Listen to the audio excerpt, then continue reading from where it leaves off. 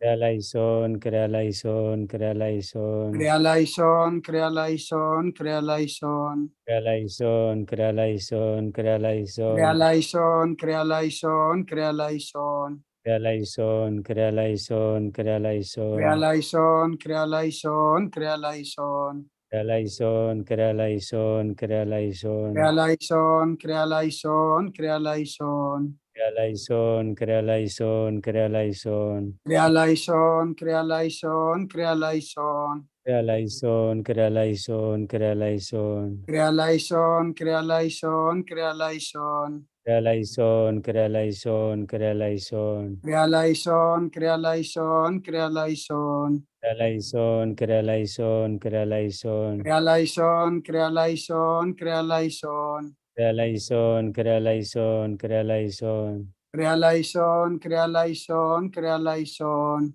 Krialaison, krialaison, krialaison. Krialaison, krialaison. Krialaison, krialaison.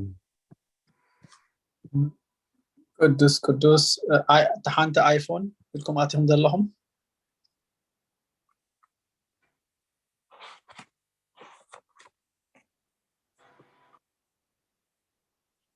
ሓራይ ሙሉ ኣለኹ ከመይ ውዒልኩም ኩልኹም ቅዱስ ቅዱስ ቅዱስ እግዚአብሔር ጎይታ ሰራዊት ሰማይን ምድርን ብክብርኻን ብልግስኻን ሙሉኣት እየን ኦ ንኩሉ ትመልኽ እግዚአብሔር ኣቦ መሓረና ኦ ጎይታ ሰራዊት ኣምላኽ ሓይልታት ምሳና ኩን ምክንያቱ ኣብ ግዜ ሽግርና ጭንቀትና ብዘይካኻ ረዳኢ ይብልናን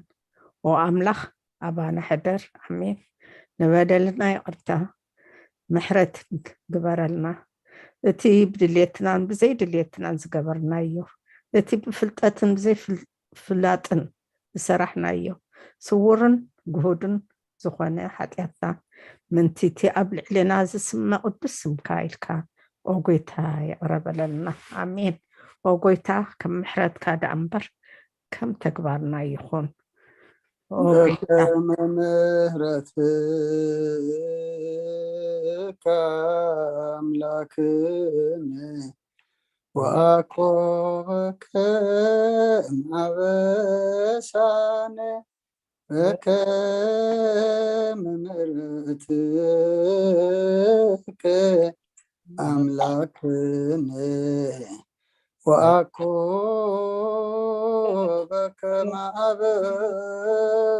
ማበሳነ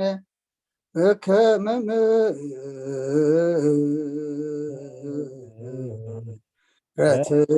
ምሕረትከ አምላክነ ወአኮበከ ማበሳነ ወጎይታ ብቃት በረና ምስጋና ከምዚልና ከምፅልብ ሰማያት ትነብር ኣቦና ስምካ ይቀደስ መንግስትካ ትምፃእ ፍቃድካ ኣብ ሰማይ ከምኡ ድማ ምድሪ ይኹን ዕለት እንጀራና ለማሃበና ንሕናን ዝበደልና በደሎም ከም ዝሓደግናሎም በደልና ንኣሳና እንደገልና ካብ ክፉ ኣድሕነና እምበር ኣብ ፈተና ይተእትወና መንግስትን ሓይልን ክብርን ዘለኣለም ናትካ ኢማ ኣሜን ወዝቴ ማርያም ብናይ ቅዱስ ገብርኤል መልኣክ ሰላምታ ሰላም ለክለኹ ብሕልና ከደንገል ይኸ ብስጋኹን ደንገል ይኸ ወደ እግዚአብሔር ፀባዖት ጎይታ ሰራዊት ሰላም ለክለኹ ንስኻ ንስ ብርክቲ ይኸ ፍረ ከርስኩም ርኾም ተፅጋ እግዚአብሔር ምሳኺ እዩ ኦፍስት ደስ በልኪ ኃጢአትና ክሰርየልና ናፍቲ ወድኸ ኢየሱስ ክርስቶስ ምንታና ምሕረት ለምነልና ኣሜን ናይ ንስሓ ጸሎት ቀሺ ዮሃንስ ኣትዮም ኣለዉ በነ ወራይ ኣባሻ ናይ ንስሓ ጸሎት ኣብፅሓበል ራይ ከመይ ውዕልኩም ንስሓ ጸሎት ወጎይታ ብዛ መዓልቲ እዚኣ ቅድሚኻ ብተግባር ይኹን ብቃል ብሓሳብ ይኹን ብኩሉ ህዋሳትና ዝሓጠናዮ ንስኻ ርህሩህ መፍቀሪ ሰብን ስለ ዝኾንካ ምንቲ ቅዱስ ስምካ ኢልካ ተዓረቐና ሕደገልና ኣምላኽ ብሰላም ክንሓድር ሰላማዊት ለይትሃበና ኣብዛ ናይ ድቃስ ግዜ ካብ ኩሉ ጭንቀት ነፃ ግብረና ካብ ኩሉ ክፍኣትን ካብ ኩሉ ፈተና ፀላእን ክሕልወና ናይ ሰላም መልኣኽ ካልኣኸልና ብፀጋን ብርህራሄን ናይቲ መፍቀሪ ሰብ ዝኾነ ሓደ ወድኻ ጎይታና መድሓኒናን ኢየሱስ ክርስቶስ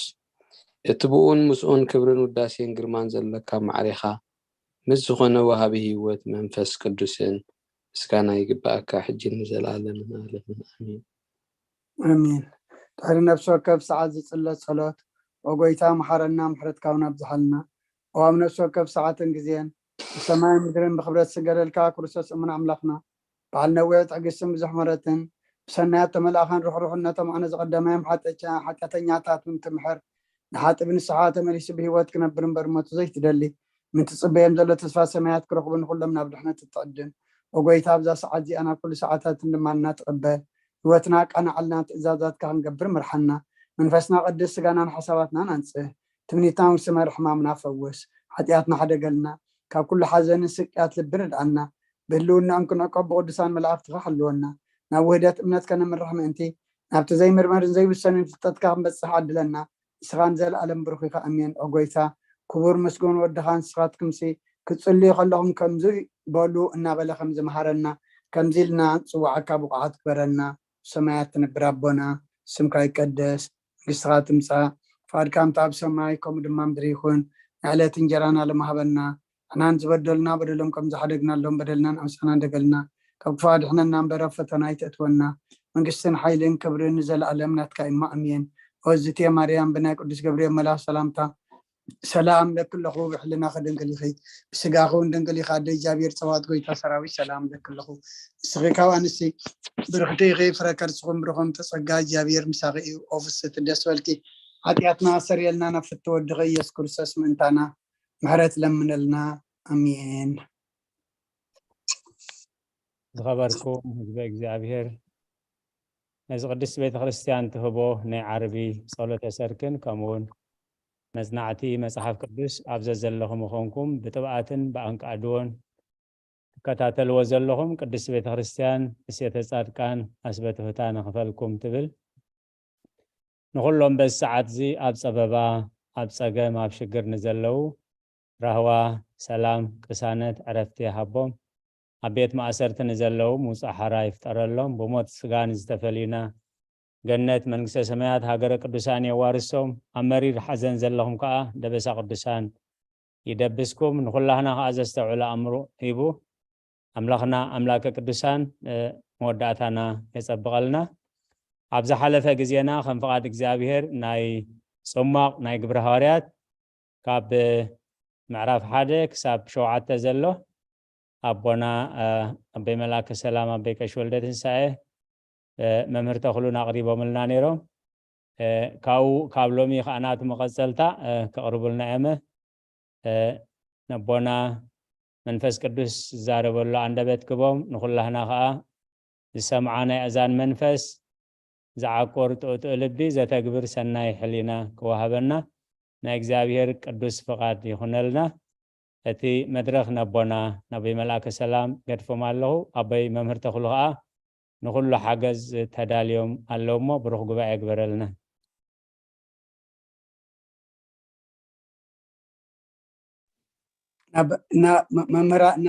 መምህር ኣቦና ድሓን ኩላኹም ተኽፋሊትኩም ድሓን ኩላኹም ንሓን ተዘራሪብና ኢና ማለት ተዘራሪብና ኢና ዓራይ ኣቦና ፅቡቅ እወን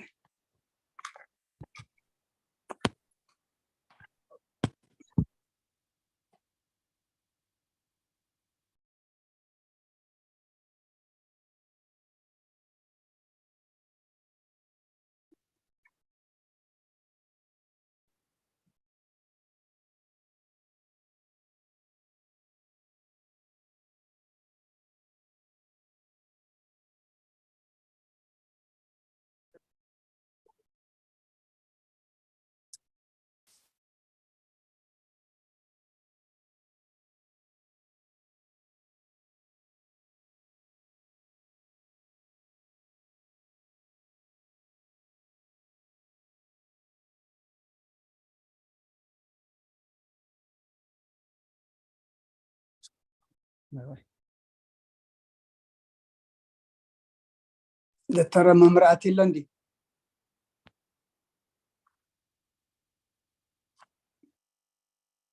أتيلا بوشي والله يدالو يزلو عالو بسي أبتحسن هاري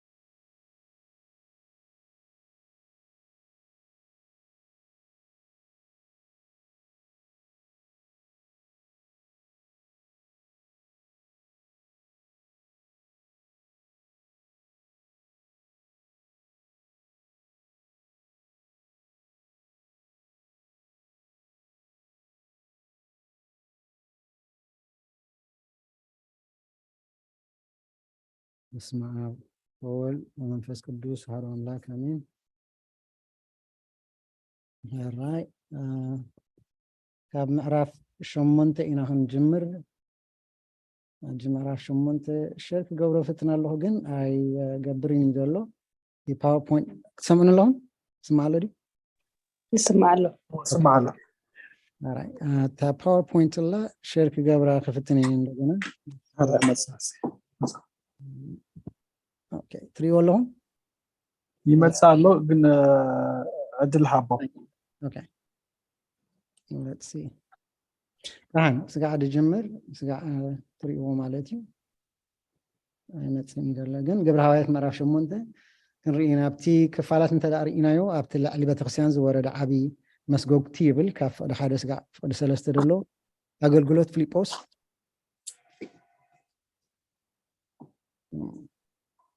here we go تجرى له مش طلع اوكي سلايد نعم كوي مثلا له كده here we go technology for you it's there ابزي راينا اندحن كنقصل هنا متسي كاتسمس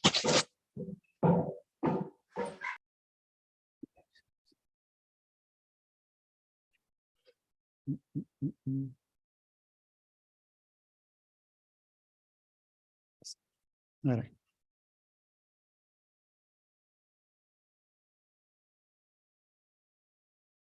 there and أتنتعش ممكن كيد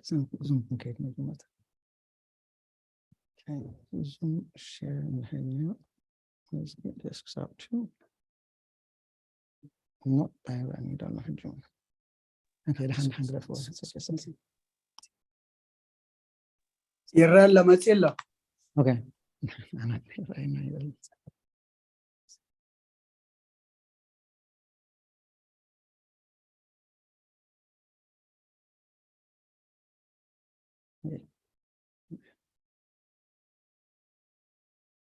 اوكي اوكي ما تيلا معلش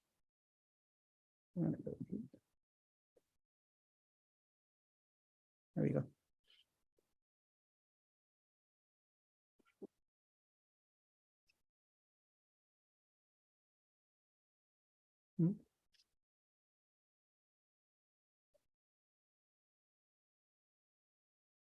سهل عليكم كده حنسوي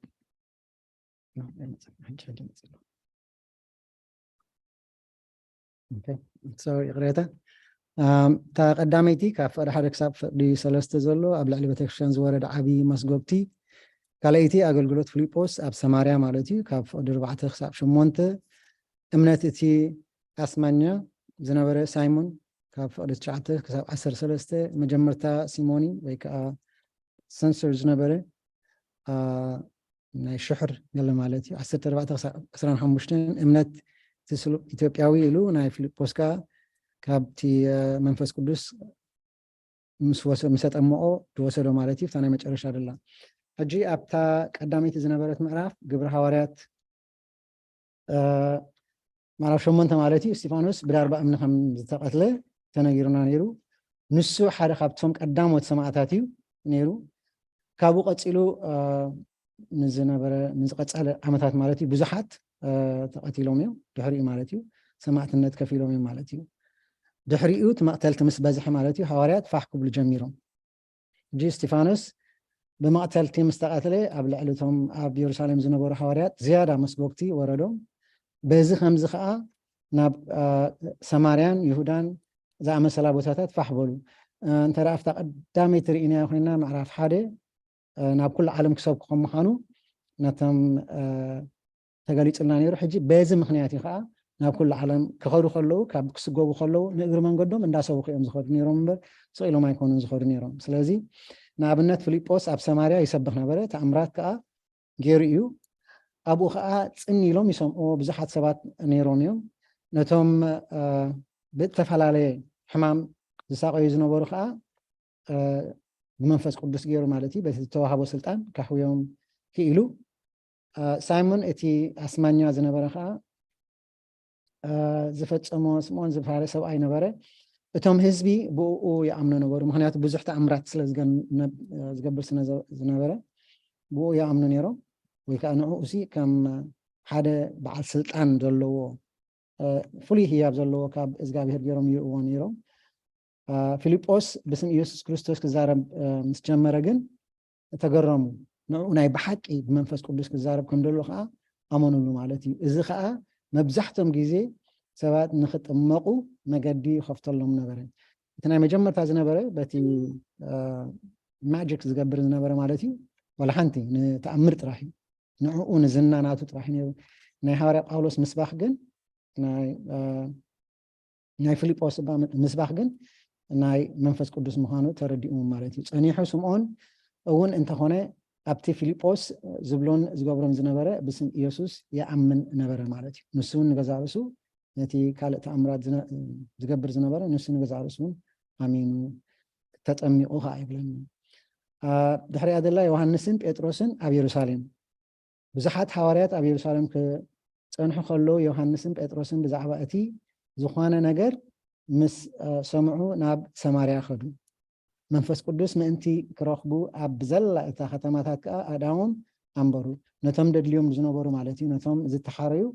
ኢድ ኣንቢርካ ብኢድ ኣንቢርካ ወላስካ ሕጂ እውን ብኢድ ምንባር ምሻም ስለ ዘሎ ቤተክርስትያንና ናይ ቀደም ናይ ጥንቲ ደይገደፈቶ ከዓኒ ካብዚ ዝመፅ ማለት እዩ ትውፊት ዝብሎ ማለት እዩ ዋላ ትውፊት ጥራሕ ዘይኮነ እውን ብገብሪ ኣብዚ ነግረና እንህልን መንፈስ ቅዱስ ምእንቲ ክረኽቡ ከዓ ኣብ ዘላ ከተማ ይገብሩሎም ነይሮም ኢዶም የንብረሎም ነይሮም ኣብ ክንዲ ሓይሎም ገንዘብ እኳ እንተ ሃቦም ጴጥሮስ ግን ከምዚ ኢሉ ብምብዛሕ ብምሕሳብ ብትብዓት ተቆጥዖ ማለት እዩ ገነሖ ንመን ከዓ እዚ ነቲ ሽሑር ዝገብር ዝነበረ ንሳይመን ማለት እዩ ከምዚ ምስ ክገብሩ ምስ ረኣዮም እንታይ ኮይኑ ከምኡ ክገብር ስለ ዝደለየ ይስማዕ ኣሎ ከምኡ ክገብር ስለ ዘለየ ንዑ ከዓ ብገንዘብ ነቲ ናይ መንፈስ ቅዱስ ብገንዘብ ክገዝኦ ደልዩ እሱ ከዓ ከም ጴጥሮስ ከዓ ከም ዝገነሖ ካብዚ ዝኸፍእ ከይወርደካ ምናልባት በቲ ጌጋ ዝገበርካዮ ኣምላኽ እንተ መሓረካ በቲ ዝገበርካዮ ተነሳሕን ፀልን ይብሎ ማለት እዩ ክፅልየሉ እውን ከም ድሓቶ ኢና ንርኢ ፊልጶስን ትስሉጥ ኢትዮጵያውያን ከዓ ናይ መጨረሻ ዳሎ ማለት እዩ ፊልጶስ ኣብ ሓደ ጉዕዞ ምስ ሓደ ኣብ ሰረገላ ተወጢሑ ዝነበረ ኢትዮጵያዊ ስሉብ ተራኸበ እቲ ኢትዮጵያዊ ካብ ኢየሩሳሌም ከይዱ ኣብቲ እዋን እቲ ንወርሽፕ ማለት እዩ ኣብቲ ሰነጋግ ወይ ከዓ ኣብቲ ቤት ጸሎት ዝበሃል ዝነበረ ኣንኳይዶ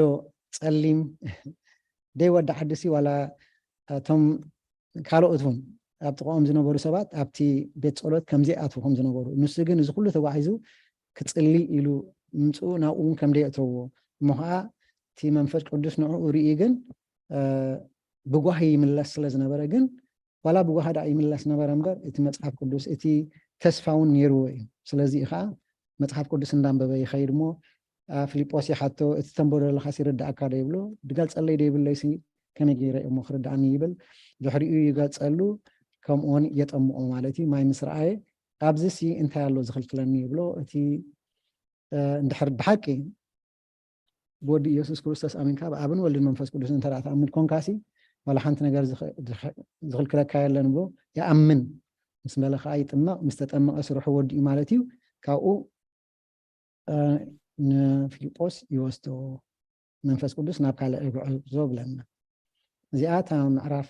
8 ብጥቕልላ ብዙሕ ኣሎ ዝገደፍክዎ ኣቦታትና ክምልእ ለዮም ድሓን ግን أزي إتينا عي أجد داسي لازم حسبه مالتي فقدت شعات ما عرفت شعات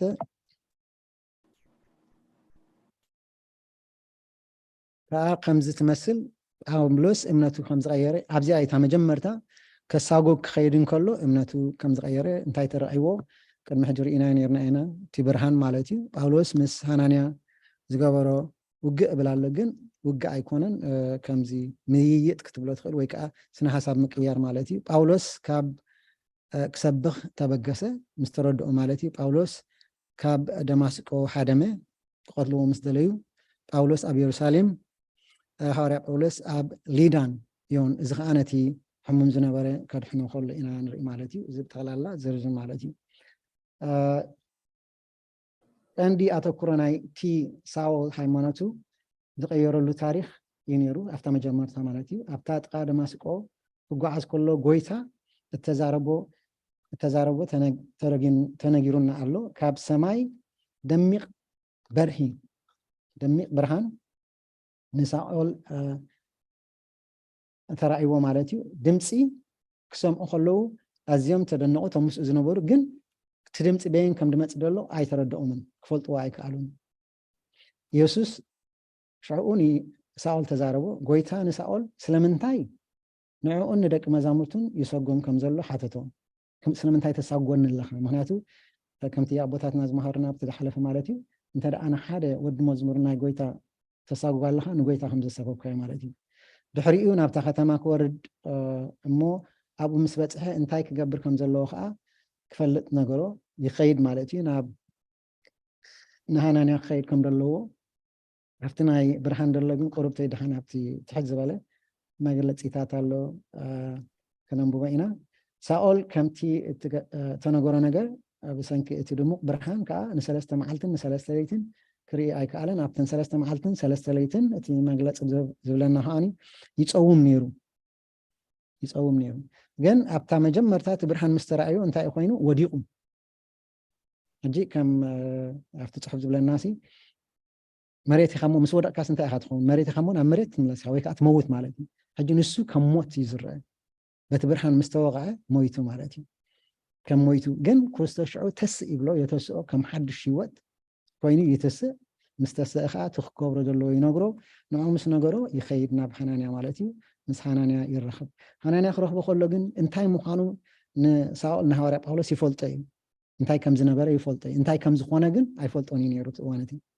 مسفلت أجن منفس قدوس مسجلت قالوا انتاي بلو حواري باولوس ويكا باولوس حوي تجي حوو خوينو مالتي بحد أمنت حوات خوينو مالتي تي عبد ماسكو ود مزرو زنبر حنانيا قويتان سؤال كدوليو فزاربو كله سمعوا أملاخ نسأل عبي نجار كجبر كمت كله إيدو كمبر إيو زدوليو نيرو نعو إيدو كمبرولو مالتي أملاخ سنسأل كم حري أقحا يرو تقيسوا الله إذا جن قدم أيفلتني نيرو حنانيا مالتي جن حري أقحا خم دكانة مسجلت قالوا حنانيا بتحقواس يقبله مالتي جن أبزي أقدم كمري أدلنا تي منفس قدوس عند تزارو بخلصي نو نتجاجي خد الله خايب له ولا حنانيا ونجزا رسوسي نعم الله أنت إدولون يرو تجاجي الله خازي سبز سيفلت كلام أملاخ مخلي يزخلت جن نحن هون كم وخين نجبر كابت جيجاناسي أملاخ يحب علينا هنا يعني قويتا عززة نسأل رهيب أمه كرخبو أمه أداو عنديرو سأل كم بمنفس قدس ملأ نوع مسحوا مالتي أبتجي زي تخاء سأل ويك حواري باولوس باسم قويتا يوسوس كسبخ جمرة دحرزي الجمر مالتي تسبكوتو سأل تعمامنت مركب تقالسه حجي بخالي يزفلت نيرو مستلوته نخل سبي قريمو الله ولا نتهم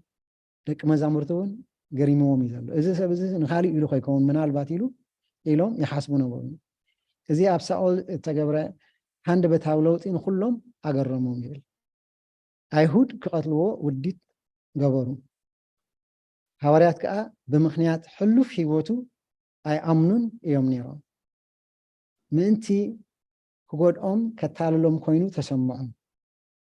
يخون امبر بارناباس ناي حواريا وسيدو ناب حواريات وسيدو يسوس نسأل بحقي كمز غيرو سلازا آمني أب كندقو أتصنيعو وسرو مهنياتو مسكرو له مالتي دحريو نابتا زعبا خريستوس زسبخ الله إرسس كده يبلنا بطرس نبزحات أحوي ويكا بت منفس قدس زتوهابو بت سلطان زتوهابو غيرو ጸልዩ كم دحوي بطرسنا بحيالو أبيات كريستيان نممصا تلقخو وانجيل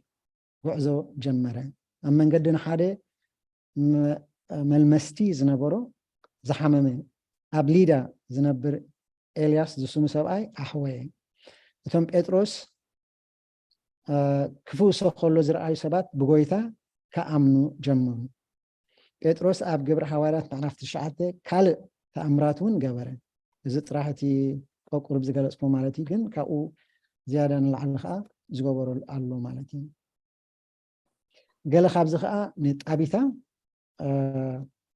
ዝስማ ሰበይቲ ካብ ምውታድ ኣብ ዮጴ ከም ዘሰንሰኣ እዩ ዝነግረና ማለት እዩ ሕጂ ሓዋርያ ጳውሎስ ንምንታይ እዩ ተፀዊዑ ዘሎ እንተዳኢልና ንወንጌል ንምስባኽ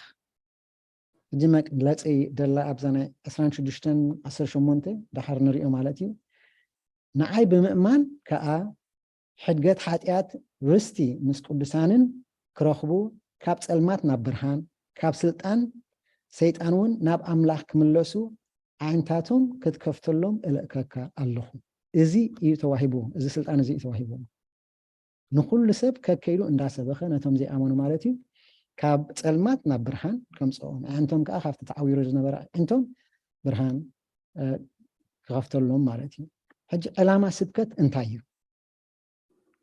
ዕላማ ስብከት እንታይ እዩ ልቢ ሰባት ብርሃን ሓቂ ክሪኣ ዝኽእላ ኣዒንቲ ብምዃን ብርሃን ከስተማቕራ እዩ ብርሃን ሓቂ ክሪኣ ዝኽእላ ኣዒንቲ ብምዃን ብርሃን ከስተማቕራ እዩ ሓጢኣትን ድንቁርናን ንዓይንቲ ልቢ ብርሃን ንኸይርኢ ይዓግቶ ዕዮ ወንጌል ግና ኣንቲ ምስትውዓል እዩ እዚ ከዓ ኤፌሶን ምዕራፍ 1 ፍቅዲ 18 ደሎ ማለት እዩ እቲ ወንጌል ምስባክ ዝተዋሃቦ ነዚ እዩ ሰንት ክሊመንት ኦፍ ኣሌክሳንድሪያ እንታይ ብለና እቶም ኣብ ፀልማት ተቐሚጦም ዘለዉ ብስልጣን ሰይጣን ባሮት እዮም ናብታ ሓርነት ንድሕነት ሓጢኣት ከምኡ ነቲ ቅድስቲ ህይወት ምስ ቅዱሳን ተኣዛዝነት ዝህለወላ መንግስቲ ኣምላኽ ክግዕዙ የድልዮም እዩ ሓንሳ ምስ ተገለፀሎም እቲ ብርሃን ምስ ተገለፀሎም ማለት እዩ ምስ ተረኣዮም ይዕንቶም ይበርሃሞኒ እቲ ሰናይ ነገር ይርኡ እቲ ኣማኒ ኣብ ኢየሱስ ክርስቶስ ኣብ ልዕሊ ሰይጣን ኣብ ልዕሊ ኩሎም አንገቱን ሰዓብቱን ዘለዎ ስልጣን ብእምነት ይግንዘብዎ እዮም እቲ ስልጣን ምስ ተዋሃበ ማለት እዩ ነቶም ብፁዓን ወይ ከዓ ነቶም ኣመንቲ ስለዚ እቲ ሓዋርያ ንንጉስ ንኩሎም እቶም ኣብኡ እተረኽቡ ብጎይታ ክርስቶስ ከኣምኑ ብዝተዘዋወረ ፃውዒት የቕርቡ እዚ ከዓ ንድሕሪት ናይ ቅድም ዘሪአና ማለት እዩ ዋላ ኣብቲ ናይ ዳሓር ዘለውን ክንሪኦ ኢና እቲ መግላፅ ናቱ እዚኣ ናይ ፍቅዲ 9 ትመስል ናይ ምዕራፍ 9 ፍቅዲ 10 ምዕራፍ 10 ቆሮኔዎስ ራእይ ረአየ ኣብ መጀመርታ ደላ ማለት እዩ ጴጥሮስ ራእይ ረአየ መንፈስ ቅዱስ ኣብ ቤት ቆርኔሌዎስ ወረደ እዚ ትሪኦ ዘለኹም ትኻልእ ከዓ the breakdown ናቱ ማለት እዩ ብዛዕባ ጴጥሮስን ብዛዕባ እቲ ምስ ቆርኔሌዎስ ዝነበረ ርክብ እያ እትገልፅ ምዕራፍ ናይ መጀመርታ ማለት እዩ ቆርኔሌዎስ ኣብ ኢጣልያ ዝነበረ ባንድ እዩ ነይሩ እቲ ደራሲ ኣይሁዳዊ ዘይኮነት እንተ ገዝረ እኳ እንተነበረ ንገሊኡ ልምድታት ኣይሁድ ምስ ስድራ ቤቱ ዝስዕብ ፍርሃት ኣምላኽ ከም ዝነበሮ ይነግረና ኣይሁዳዊ ኣይኮነን ተገዚሩ እዩ ግን እቲ ስርዓት ናይ ኣይሁድ ከዓ ይኽተል ነይሩ ኣማኑ ከዓ እዩ ነይሩ ኣምልኾ ጣዖት ብምእባዩ ናብ ኣምላኽ ጸለየ ሓደ መልኣኽ ክጽሊ ከሎ በፅሖ ነቲ ኣምላኽ ክነግሮ ዝደልዮ ነገር ንሳይሞን ጴጥሮስ ክደልዮ ድማ ተነግሮ ጴጥሮስ ከዓ እንታይ ራእይ ይርዩ ኣምላኽ ንጴጥሮስ ተንሲኡ ንገሊኦም እንስሳት ክቐትሎምን ክበልዖምን ብራእይ ኣዘዞ እዚ ከዓ እቲ ወንጌል ትርጉሙ ክንሪኦ ከለና ነቶም ኣይሁዳውያን ጥራሕ ደይኮነስ ንኩሉ ከም ዝኾነ ማለት እዩ ይኹን እምበር ጴጥሮስ ብሰንኪ ልምዲ ኣይሁድ ርኩስ ስጋ ክበልዕ ኣይደለየን ግን ኣምላኽ ንጹህ ዝበሎ ማንም ሰብ ርኩስ ኣይበሎ ይብለና ኣብቲ ራእይ ኣምላኽ እቲ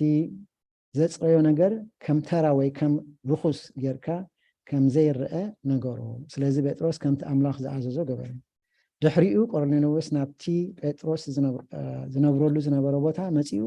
ረኸቦ ቆርኔሌዎስ ንጴጥሮስን ክሪኦ ከሎ ኣብ እግሩ ምስ ወደቀ ክትንስእ ነገሮ ምክንያቱ ንሱሲ ኣነ ከማኻ ሰብ ዳኣ እምበር ንስኻ ንዓይ ክትሰግደለይ ኣይግባእካን ይብሎ ካብኡ ንኣሕዛብ ክሰብኽ ጀሚሩ ማለት እዩ እቲ ናይ መጨረሻ ደሎ እቲ ጴጥሮስ ነቲ ካብ ኣሕዛብ ዝነበረ ቆርኔሌዎስ ወንጌል ከም ዝሰበኸሉ ክገልፅ ዛንታ ኣብቲ መፅሓፍ ቅዱስ ነጥቢ መቐይሮ እዩ ምክንያቱ ንሱ ስለ ዝኣመነ ብዙሓት ሰባት በቲ ሳንቲናቱ ዝኣመኑ ብምልኦም ስድርኡ ካልኦትን ንዑ ሪኦም ከም ዝኣመኑ ማለት እዩ ኣይሁድ ንኣሕዛብ ኣብ ቤቶም ከእትዎም ወይ ወንጌል ክሰብክሎም ልሙድ ኣይነበረን ጴጥሮስ ራእይ ዝረኣየሉ ምክንያት ግን ኣምላኽ መፂኡ ነቲ መላእኽቲ ናብቶም ኣይሁዳውያን ዘይኮነስ ክዝርግሕ ስለ ዝደልዮ እዩ ኣብ ኣይሁዳውያን ጥራሕ ዘይኮነስ ናብቶም ካልኦት እውን ናብቶም ኣሕዛብ እውን ክዝርግሖ ስለ ዝደልዮ እዩ እዚ ከዓ ነቲ ኢየሱስ ኣብ ማቴዎስ ንሃዋርያት ንኩሎም ኣሕዛብ ክሰምኩ ዝኣዘዞም ትእዛዝ ክፍፀም እዩ ነይሩ ንሱ ከዓ ተፈፂሙ እዩ ምክንያቱ እቲ ወንጌል ኣብ ዓለም ምልእቲ ተዘርጊሐ ማለት እዩ ምናልባት ኣብ መንጎኡ ኣቦይ ምርጌታ ወይ ኣቦይ ቀሺ ወይ ኣባ ቀሺ ዮሃንስ እውን ኣለኹም ኣብ መንጎኡ ኣገዳሲ ትብልዎ ኮንኩምሲ ኣብ መንጎኡ እንድሕር ክትምልእ ለይክኢልኩም ያው ቢ ናይስ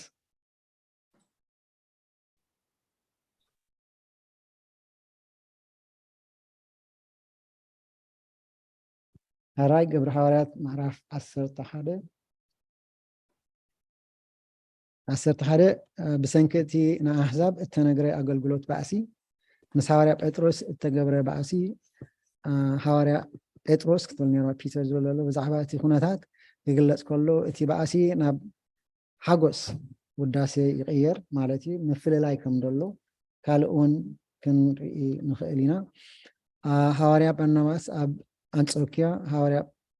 ባርናባስ ጳውሎስ ክደሊ ከም ድኸደ አንጾኪያን ኢየሩሳሌም ደገፈታ እዚ ከዓ ክንሪኦ ኢና እቶም ኣብ አንጾኪያ ዝነበሩ ክርስቲያን ተዋሂሎም እተፀውዑ ደቂ መዛሙርቲ ጳውሎስ ፈለማ ነቶም ኣብ ኢየሩሳሌም ዝነበሩ ሃዋርያት ተጣበቕዎም ባርናባስ ተላእኸ ነዚ ከዓ ንዑ ንኽዕሪ ማለት እዩ ብዙሓት ሰባት ድማ ብጎይታ ወሰኹ ወይ ከዓ ኣመኑ ተወሰኹ ኣጋቡስ ብዛዕባ እቲ ኣብ መላእ ዓለም ዝሪኦ ብርቱዕ ጥሜት ተነበየ እዚ ከዓ ትንቢት ዝገበረ ሓደ ነቢይ ማለት እዩ ኣጋቡስ ዝበሃል መጀመርታ ጴጥሮስ ንሓደ ቆርኔሌዎስ ዝስሙ ካብ ኣሕዛብ ዝኾነ ኣመሓዳሪ ሓይሊ ወንጌል ድሕሪ ምስባኹ ናብ ኢየሩሳሌም ምስ ተመለሰ እዩ ጀሚሩ ኣብቲ ግዜ እቲ ኣይሁድ ምስ ሞገስ ዘለዎም ኣሕዛብ ጌርካ ይረኣዩ ነበሩ ብዙሓት ከዓ ድሕነት ንዕኦም ጥራይ ከም ዝኾነ ገይሮም ይሓስብዎ ነበሩ እቶም ኣይሁድሲ ንዓቶም ጥራሕ ኢዳ እምበር ወንጌል ወይ ከዓ እቲ ስብከት እቲ ድሕነት ንዓቶም ጥራሕ ኢዳ እምበር ንካልኦት ንኣሕዛብ ብፍላይ ኣይመስሎምን እዩ ነይሩ that's why ሃዋርያ ጳውሎስ ከዓ ንዓቶም ዝተላእኸ ማለት እዩ ጴጥሮስ ራእይ ከም ዝረኣየ ብዛዕባ እቲ ራእይ ከም ዝገለፀ ጴጥሮስ ነቶም ካልኦት ሃዋርያት ብዛዕባ እቲ ዝረኣዮ ራእይ ነገሮም ካብ ሰማይ እትወርድ መርከብ ክርኢ ከሎ ከም ናይ ምምሳል ኩነታት እዩ ነይሩ ኣብቲ ግዜ እቲ ከዓ እዩ ጎይታ 3 ሳዕ ርኩስ ገይሩ ዝረኣዮ ኣራዊት ክበልዕ ዝነገሮ ድሕሪኡ እቲ ጎይታ ዝኾነ ይኹን ብኣምላኽ ዝፀረየ ነገር ከም ርኩስ ጌርካ ከም ዘይርአ ነገሮ እዚ ከዓ ካልኣይ ደግሞ ደለኹ ማለት እዩ ኣብኡ ተፃሒፉ ኣሎ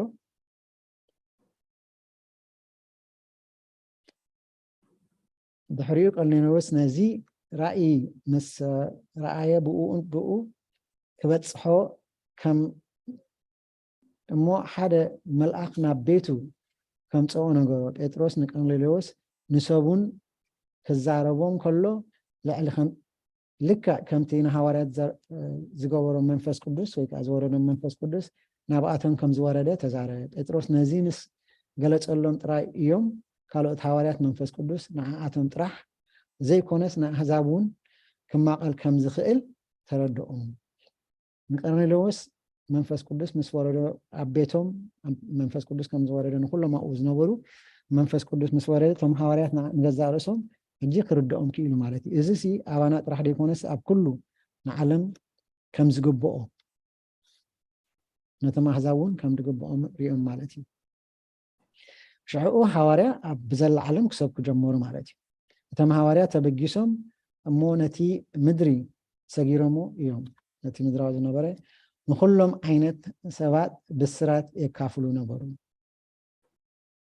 ተዘርጊሖም ከዓ ናብ ርሑቅ ተጓዓዙ። ቃል ጎይታ ናብ ብዙሓት ኣሕዛብ በፅሐ። ኣይሁድን ኣሕዛብን ከዓ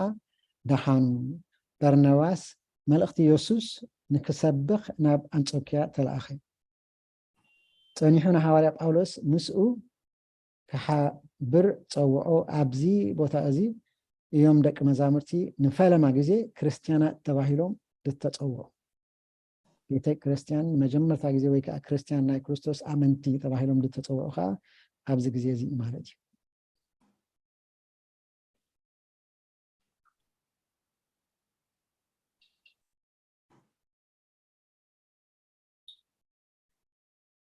ዓሰርተ ክልተ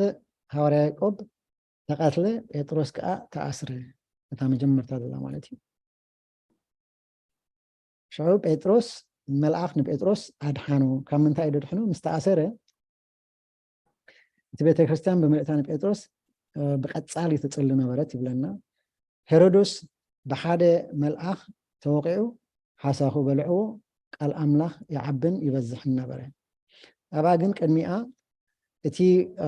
ወዲ ሄሮዶስ ወይ ከዓ እዚ ወዲ ንሄሮዶስ እዩ ነይሩ። እዚ ሄሮዶስ ኣግሪጳ ማለት እዩ። ንጴጥሮስ ከም ዝኣሰሮ ዝገልፅ ዛንታ ይነግረና። ንሱ ኣግሪጳ ዝኾነ ይኹን ሃይማኖት ኣይነበሮም። ዝኾነ ይኹን ሃይማኖት ኣይነበሮም፣ ግን ፅኑዕ ናይ ኣይሁዳዊ ባህሊ ይስዕብ ነይሩ። ንክርስቲያን ከዓ ብጭካነ ይሕዞምን ብምንባሩ እዩ ዝፍለጥ ነይሩ። ነቶም ናይ ይሁድ ኣይስዕቦን እዩ፣ ግን እቲ ናታቶም ትራዲሽን ማለት እቲ ዘብዕልዎ ነገራት ወላ ዝገብርዎ ኩሉ ግን ይኽተል ነይሩ። ሃይማኖት ግን ሃይማኖት ከምዚ ኣይሁድ ኣይነበረን። ፍልጠት ከዓ ነይርዎ። ንክርስቲያን ግን ይጭኩኖም ነይሩ። ነቲ ካብ ሓዶም ኢየሱስ ኣዝዮም ዝፈትዎ ዝነበሩ ሰለስተ ሃዋርያት ዝነበረ ሓዊ ዮሃንስ ሒዞም ያዕቆብ ቀተሎም። ያዕቆብ ደይኮነስ ንሱ ቀቲልዎ ማለት እዩ። እዚ ከዓ ነቶም ክርስቲያናት ንልምድታት ኣይሁድ ከም ዝጥሕስ ዝኣምኑ ኣይሁድ ኣሓጎሶም። ንሳቶም ነቲ ናይ ኣይሁድ ልምዲ ጥሕስ ነበረ እሞኒ ከምኡ ኢሎም ንሱ ምስ ቀተሎ ተሓጎሱ ማለት እዩ በቲ ናቱ ዝገበሮ። ሄሮዶስ ኣብ መንጎ ህዝቢ መታን ተፈታውነት ክረክብ ኢሉ ስለዚ ንጴጥሮስ ማረኾ ክቀትሎ እውን ይሓስብ ነበረ። ሕጂ ኣብዚ ኢና እሱ ሓሳቡ ክቀትሎ ንዕኡ፣ ግን ከመይ ገይሩ ከም ድሕድሕን ከዓ ጴጥሮስ ክንርኢ ኢና ማለት እዩ። ሄሮዶስ ንጴጥሮስ ክሕልው ኢሉ 16 ወታደራት በብተራ ዝሕልው ን24 ማለት እዩ ከምኡ ገይሩሎም 4 እንዳገበረ ማለት እዩ። ሕጂ ኣብ ነፍሲ ወከፍ 6 ሰዓት 4 ሓለውቲ ነበሩ። 2 ሓለውቲ ኣብ ወፃኢ ኣብቲ ማዕፆ ተዓፂዱ ኣሎስ ኣብ ደገ ነይሮም ማለት እዩ። 2 ከዓ ኣብ ውሽጢ ምስ 2 ሰባት ተኣሲሩ ንሃዋርያ ጳውሎስ ኣብ ውሽጢ እታ ክፍሊ ዝነበራ ምስኡ ነይሮም ማለት እዩ። ሕጂ ዋላ ሓንቲ ክንቀሳቀስ ኣይክእልኒ፣ ኢዱ ተኣሲሩ እዩ ዘሎ፣ ኣብ ዓራት እዩ ዘሎ፣ ኢዱ ተዘርጊሑ ከምዚ ኢሉ ዘሎ ማለት እዩ። ኣብታ ቤተክርስትያን እተኣከቡ ሰባት ከዓ ንጴጥሮስ ከድሕንዎ ክፅልዩሉን ክፀሙን ከለዉ ሓደ መልኣክ ፍርቂ ለይቲ መፂኡ ኣድሓኑ። ሕጂ እቶም ደቂ መዛሙርቱ ንዕኡ ማለት እዩ ንጴጥሮስ ተኣሲሩ ምስ ሰምዑ ኣብቲ ቦታ ከይዶም ኣብ ቤተክርስትያን ማለት እዩ ኣብቲ ድእከቦ ዝነበሩ ይፅልዩሉ ነይሮም። متصليلو خا هذا ملأخ مصيو يدحنو حجتا ملأخ كدحنو خلو جن انتي دلو او خلو سي ايساقني نيرو معناتو تم حوارياسي يردؤم نيرو من تايت علامه خمس نبرهم سي سلاز ردؤو تأثيرهم كلس حقوسي نيرو تأثيرهم كلس ጭንቀት አይነወረ ሕጂ መጽዩ ትመልአኽ ትንክፍ የብሎ አባቀሽ ዮሐንስ ጽቡቅ ገይሮም ዝግርዎ እዮም አቡና ዳንኤል ኩልና ከለውሲ መጽዩስ ቀልጥፍ አይኮነን ዝብሎ ይብሉ እንታይ ዳ ተስእ ክዳንካ ግበር ጫማካ ግበር ኩሉ ደለካ ተዳሎ ሕጂ ንዓናይ ቀሲሉ ማለት እዩ ንሱ ከዓ ተኣዘዛ ሕጂ ሕልሚ እዩ ዝመስሎ ነይሩ እቲ ግዜቲ ሕልሚ መሲልዎ ተኣዚዙ ከምታ ኩላ ምስ ወደአ ግን ኣብቲ ማዕፆ ኣብቲ ክሰግሮ ዘይክእል ባዕሉ ማለት እዩ እቲ መልኣኽ ኣብቲ ክሰግሮ ደይክእል ጴጥሮስ ንሃዋርያ ጳውሎስ ኣብኡ ምስ ኣብፅሖ ግን ካብኡ ይስወር ሽዑ ይባራበር ይርድኦ ማለት እዩ እምበኣር እዝስ መልኣኺ ከምዚ ገይሩ ዘብፅሓኒ ኢሉ ጉዕዝኡ ይቅፅል ማለት እዩ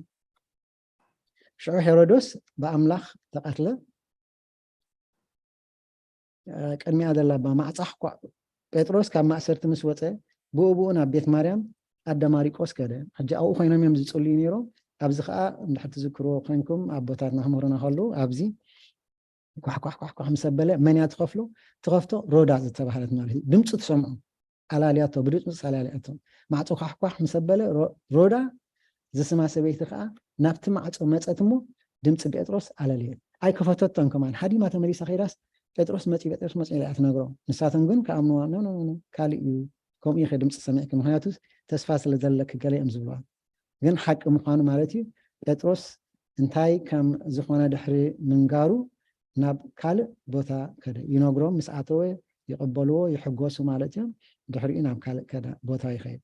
ሄሮዶስ ብኣምላኽ ከም ተቐትለ ሄሮዶስ ጴጥሮስ ካብ ማእሰርቲ ከም ዝወፀ ምስ ሰምዐ ጓሓየ ነቶም ክሪእዎ እተመደብሉ መደብ ነይርዎ ንዕኡ ነቶም ካልኦስ ኣምፂኡ ሲ ኣብኡ ከም ክቆትሎሞኒ ዝናናቱ ክበዝሕ እዚ መደቡ ነይሩ ግን እዚ ይኮነን ፍቃድ እግዚኣብሔር ስለ ዘይኮነ ነዚ ተፈፀመን ማለት እዩ ሕጂ ነቶም ክሪእዎ እተመደቡ ሓለውቲ ከም ዝቆተሎም ከዓ ይነግረና ንዓቶም እውን ምስኡ ተሻሪኮ ኮይኖም እዮም ኣውፅኦም እምበር ከምዚ ገይሩ ከምዚ ዓይነት ሓለዋ እንከሎሲ ከመይ ገይሩ እዩ ድወፅእ ዝብል እምነት ስለ ዝነበሮ ንዕኦም ከዓ ይቀትሎም ፀኒሑ ሄሮዶስ ክዳውንቲ ንጉስ ተኸዲኑ ኣብ ዝፋን ኮፍ በለ ዘረባ ተዛረበ በቶም ድምፂ ኣምላኽ ዘይኣምኑ ማለት እዩ ዝዛረቡ ሰባት ከም ዘይኮነ ዝዛረቡ ጣዖት ዘምልኹ ኣሕዛብ ከዓ ተናዲዱ እዩ ሕጂ ንጃሕራ ኢሎም ዝገበርዎ ስለ ዝኾነ ንዕኦም ስለ ዘይገነሖም እዩ ዝብለና ኣምላኽ ነቲ ናይ ሻሕራ ቃላት ብዘይ ምግናሑ ወቆዖ ሃዋርያ ጳውሎስ ዘይኮነ ኣሲርዎ ኢሉስ ወነ ጴጥሮስ ኢሉ ኣሲርዎ ዘይኮነሲ በቲ ሕማቅ ነገር ምግባሩ በቲ ሻሕራ ቃላት ብዘይ ምግናሖም ንዕኦም ወቆዖ ይብል ሄሮዶስ ንሓሙሽተ መዓልቲ ድሕሪ ምስቃይ ሞተ እዚ ወረ እዚ እናስፋሕፋሕ ከደ ቃል ኣምላኽ ኣብ መልእክቲ እታ ሃገር እናዓበየ ከደ ይብለና ማለት እዩ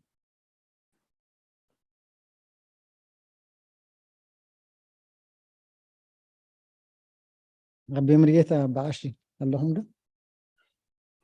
أبزي عرب مطأطأ كنبل والله علنا سناي قال نسمع لنا قال يتسمعنا من قال يتسمعنا بعشي عسر سنة رمون قبل دحريقو مثلا تحجزونها بو الله هو استغمامر تبون مهار لنا معرف عسر سلسته منفس قدوس نبارنباس نساول ኣብ ኣገልግሎት ኣምላኽ ከገልግሉ እዩ ዝሓተቶም እቲ ናይ መጀመርታ ሚስዮናዊ ጉዕዞ ወይ ከዓ ሚሽን ትሪፕ ንብሎ መጀመርታ ጉዕዞ ናይ ምስባኽ ጉዕዞ ጀሚሩ ማለት እዩ ድሕሪኡ ሳውል ወይ ከዓ ሃዋርያ ጳውሎስ ካብዚ ሕጂ ሃዋርያ ጳውሎስ ክንብሎ ኢሉ ፅውዑ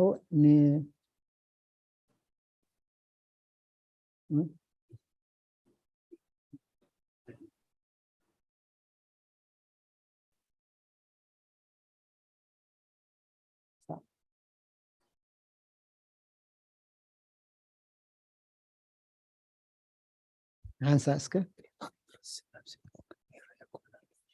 يرى 10 3 يعني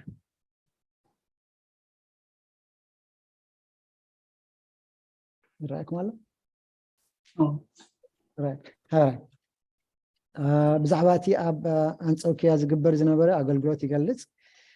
إزي أقولقلوتي زخاء بتي كم ببرناباس سمونن أولوسن زعمسلو بحوار بتوقعزو ممهران إيو جميلو دك مزامت كريستوس بزعبا أقولقلوتهم يتصليون يتصومن نبرو نخل جزء كسر خلوا مالتي بتصومن بتصلوتن يجمرون يروم أولوسن برناباسن تفعلوا نبزخاء تمهارات بمنفس قدس مس تملؤوا بارنباسن ጳውሎስን ካብኣቶም ተፈልዮም ናብቲ ኣምላኽ ዝለኣኾም ቦታ ከዱ እቶም ዝተረፉ ከዓ ጉዕዞም ክቕፅሉ ተነግሮም ኣብ ልዕሊቶም ክልተ ኣእዳዎም ኣንቢሮም ድሕሪ ምፅላሎም ወይ ከዓ ኢዶም ምስ ኣንበሩሎም ኣብ እተፈላለየ ንኣንፈት እዮም ዝተጓዓዙ ጳውሎስን ባርናባስን ምስቲ ኣስማተኛ ዝገበሩ ማለት እዩ ጳውሎስን ባርናባስን ኣብቲ ዝደለይዎ ቦታ ቅድሚ ምብፃሕ ብማእከል ጳፊዮስ ሓለፉ ኣብኡ ከዓ ሓደ ባር ኢየሱስ ኢሉ ዝፅዋዕ ተፃራሪ ሰባኽን ኣስማኛን ረኣዩ ተጋጥሞም ማለት እዩ እቲ መልእኽቲ እቲ ምልክት እቲ ምድሪ ዝነበረ ሰርጊዮስ ጳውሎስ ዝስሙ ሰብኣይ ወንጌል ክሰብኽ ስለ ዝደለየ ነቶም ክልተ ጳውሎስን ባርናባስን ደቂ መዛሙርቲ ፀውዖም እቲ ኡ ዝነበረ ሓላፊ ክሰምዕ ይደሊ ነይሩ እቲ ተፃራሪ ግን ክሰምዕ ኣይደልን ነይሩ ማለት እዩ ክሰምዕ ስለ ዝደለየ እቲ ሓላፊ ግን ንባርናባስን ንጳውሎስን ፀዊዕዎም ማለት ይኹን እምበር እቲ ኣስማኛ ዝነበረ ኤልማስ እቲ ምልክት እምነት ክረክብን ከታልሎምን ኣይ ከኣለን ወይ ኣይደለየን ጳውሎስ ምስ ገንሖ ድሕሪ ሒደት ካልኦት ግዜ ማለት እዩ ኣዕንቱ ዓረ ምስ ገንሖ ኣዕንቱ ይዓውር እቲ ሓለቃ እዚ ኩሉ ኣብ ቅድሚ ኣዕንቱ ምስ ረኣየ ብሓይሊ ጎይታ ተገረመ ሕጂ ብምንታይ ከም ዝገብርዎ ዝነበሩ ሲ بمثل كالوت بيك بماجيك قال لهم زي كونه بحيل منفس قدس كم زخونه مسترد مالتي يأمن نو هذا نجار عاب انت دا امينو خاني كل جزء مسؤول صعبت بزحات لزلو بزحات يوسخو مالتي بيت قلت مخرب مبصح أولسن بارناباسن بزح قعزو دحر مقبار بسنبت نابتا اب إسدنيا أتركب أنصوكيا مزون أتوم جزأت بيت تا صلوت كخدو خلو نتم حزبي ملأختي أنت اليوم كزاربو كم زخولو نجروهم حجي أو تعكيما ممدلو تي كتب له وتدليس مع خفيت لهم مالتي ساتهم كاسي يوم الزليو أولس تنسي شعو قال سابخ بزعبا أقل قلوت كريستنا كريستوس زرق داويد كم زخونها تزاريبو نعاتهم سبخهم مالتي نبقى نبارنباسن التوحى بزتفري تعزبتي أيهودنا حزابان زخونو بزحات سبات نبارنباسن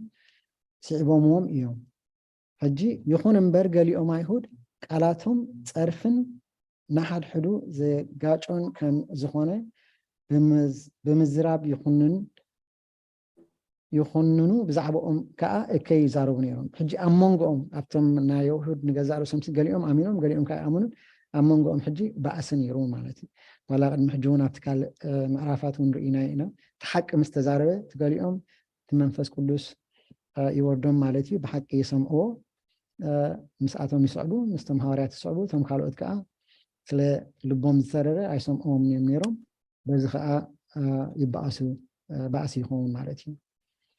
ጳውሎስን ባርናባስን አይሁድ እቲ ቃል ከም እተማቀሎም እኳ እንተ ነገርዎም ካብኡ ግን ተመለሱ ሕጂሲ እቲ ቃል ዝወሃብ ንአይሁድ ጥራሕ ከም ዘይተዋሃበ ናብቶም ዝፈልጥዎ መሰጦም ትፈልጥዎ ከዓ ኣይኣምኑን መንገልዋት ይወስዳ ዘላ ትብለናሲ ናብቶም ናቱ መፀቶም ናቱ ተቀበሎም ተቀበለው ግዳ دقو خونس مثل هابون ويكا معطى تخوتلهم مالتي نأحزابون نايزل عالم هيوت من انت خرخبو يكافلوهم ألو إذا نأحزاب أحقوسهم قال أملاخ دما أبلعلي ملئتي إتا مدري أصفح ففي يبلن مو سنجا عسرت سلسته زي تمثل I think تاقي زي خمان تخيد الله ناي مزمورن ناي حتى ملسمتان كنقبرو دحريو كاون كتل ببح اللو دقرفكو موني أبوثات كالو أمونغن اللو نسانكم اللي كبرنا أملاخكم على هو تسمعنا. آمين قال معنا آمين قال هو تمهل الناس معنا أبي مريض معنا ممراي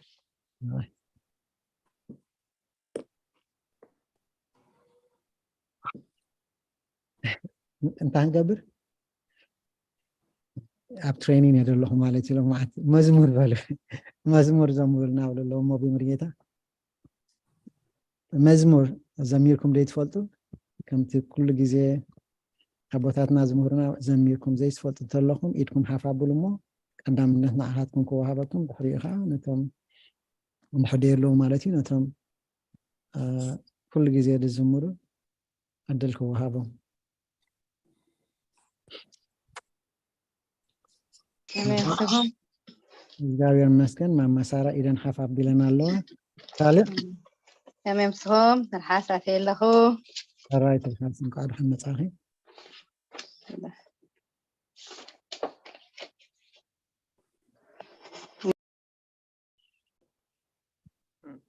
مزمور سو دحدي له له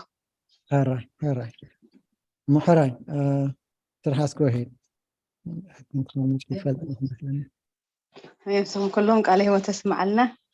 أمهرنا كل زعم لبنا حدار شبكنا كل هالكم أمهر تخلوا لما لا بلعب قلقلة خيارة آمين هتصلتكم ذكرنا ده تقلت قدسة هذا إيش اللي لو ما ترحت لزغم كاتير الغمو مولو دي زنبه ولا نشتي أخاتنا نبو ساعات كيكيت مزمور مالت كريخي هترد بله حرايكم حراي هزولش بس ما ولنا بس قدس حال عم هاني أملاك فغدالي كنبر بيتك كم زفقد كالو نتعد كم باروتك بفصم كمسلوم نتوم قدوسانك بفصم كمسلوم نتوم قدوسانك كمسكنك أملا هيوتي كودسك بخلو زمني فتصوم كملس قيتا حلو كوني بعين محرتك دمسسو آبساي بعين محرتك دمسسو آبساي أملاك فغدالي كنبر بيتك كم زفقد كالو نتعد كمباروتك بفتصم كمسلوم نتوم قدوسانك بفتصم كمسلوم نتوم قدوسانك كتف ودسك بخلو زمني فتصم من كملس قويتا هلو كوني بعين محرتك دمسسو آبساي بعين محرتك دمسسو آبساي بعين محرتك دمسسو آبساي قويتاي أملاك أملاك فغدالي كنبر بيتك كم زفقد كالوم نتعد كمباروتك بفتصم كمسلوم نتوم قدوسانك بفتصم كمسلوم نتوم قدوسانك نتوم زفقرخ أبليسك تفكرهم تزاسك زخبرو دك عدم كلهم تبكي سلخو أنا وبكس حبهم تكاها بني كسعب أسرهم تكاها بني كسعب أسرهم زي الله تمسكن يا أخون يا حلا بشي كرتح أيوة أخوان دحين تعرفي أهلا آمين قال هو تسمع لنا أبيك أشي حجزني باشي ولا نساوي يا باشي يوحنس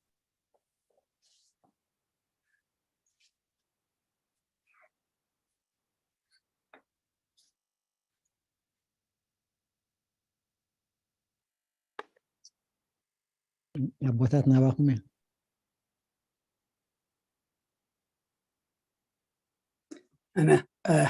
أنا كا أي صحف كوان من باش صحفوات خوين وابي مرقتا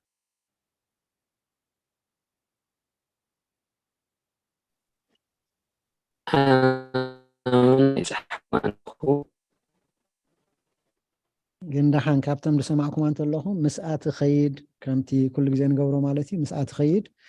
كاب من تاي كم مصحف قدوس زي أس مسأت خيدات ولا مهبنا مسأجرنا نزي أس أتدال كلها نيرانون دحان دحرتن ولا أزمات دحرج كانسي نابتي قوبا إخا تقربه نزم مزمر زغيت تغسيلك بقى سمي أما خما لو تصبح هرا جيزي نوسد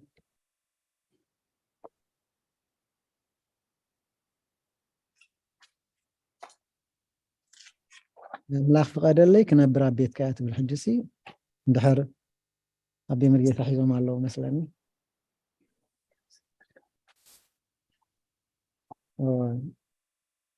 أملاح فقاد لي كنبر بيتك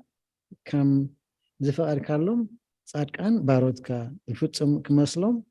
نتم حرياتك بفصم كمسلوم نتم حرياتك سلازي موكسيناس كل جزء كنتي أبيتارنا بمهرنا مالتي مصحف قدسي مو أم مصحف قدسي أبين رخبان وي أبين رخبان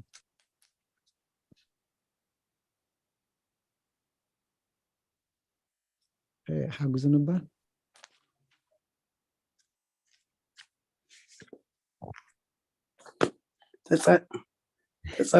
تتصبم مريسب حرا يتصبل له هو وي إيدم وسلبلو رعي أتعيش مستحي يلون إذا مستقبل السيلن دم كنت وقت خينا هات صبوي أبلاستهم إنا نقبل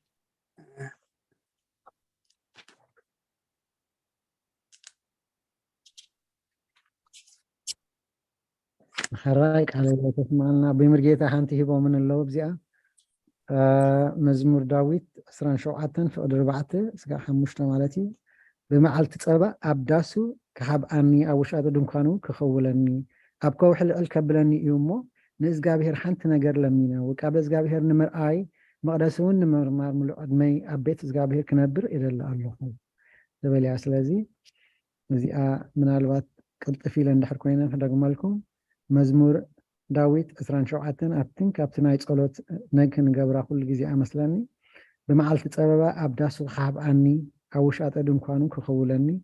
أبكو حل الكبلني يومو نزقابهر حنت نجر لمينا وكابز قابهر نمر آي مقدسون نمر مار ملو أدمي أبيت قابهر كنبر دلي الله تبنيا كالي كم أتماسا ندحر لكم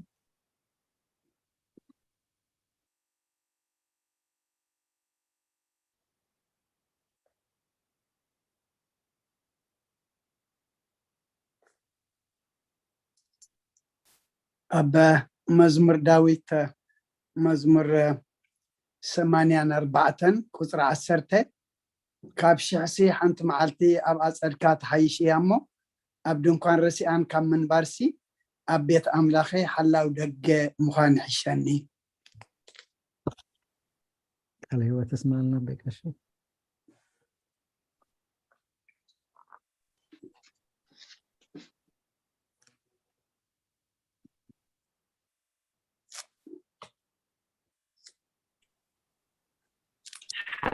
مرهم الله خراب غشي الرأي أنا خانيني كيري سنحي نقدسان من قال تيا مزمرسي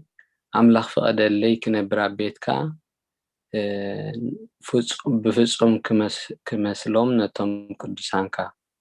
لذي كمتي بأول الزبلنا أنا نخرسوس مسيل اللهو نسخاتكم كأن عين نتم حواتين مثلو كم زبلنا قداماي كورنثوس 11 فقد حدا كم زأن كريستوس مثلو زلخو نسخاتكم كأن عين مثلو يتيا صلوت بفصم كمثلهم نتم قدسان كاتب أبا الله مالتي قال هو تسمع لنا بكشي ثانك يو ካልኦት ኣሕዋት ኣሓት ወይ ነቲ ኣቦታትና ዝበልዎ ሲ ትንታነይ ንዓይካ ከምዚኣ ትመስለኒ እዚኣ ሲ ከምዚኣ ክውስኸላ ይኽእል ትብልዋ እንድሕር ምክፋል በረኸት ኣለዎ ንሱ ስለ ዝበሉኒ ኢኻ ኣነ ኩሉ ግዜ ካባኻትኩም ፈሊጠ ከምኩን ኣብዚኣ ድመፅእ ግን ዓቕምካ ሒዝካ እንድሕር መፂኻስ እቲ ድምህር መንፈስ ቅዱስ እዩ ስለ ዝበሉኒ ስለ ዝእመኑኒ ነዚኣ ሒዘ እየ ዝመፅእ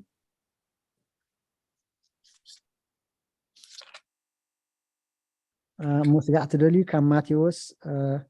حجون أبي مريتا أملقي سبلنا معرف شو منت فقد عصرت حدا كم مبرأن كم معرابن بزحت كموت يوم أم منجست سمايات كأمس أبراهام يساقن يعقوبن أما أدي كقموت يوم هو نبحث خمسة عند حجينا زي خاتس فانا نحن أما أدي بحنسى مستمبوتاتنا أبراهام يعقوبن يساقن أما أدي كمت مساعتهم ኣብ የማን እግዚአብሔር ማለት እዩ ሓንቲ ምናልባት ይደግማ ከሄሉ መዝሙር 26 ፍቅዲ 8 ኸ ሃራይ አንብቤ ያስከል ኦኬ እግዚአብሔር ትንስኻ ተሓድረሉ ቤት እቲ ክብርኻ ዝነበረሉ ቦታ አፍቅሮ እየ ጽባቲ ታንክ ዩ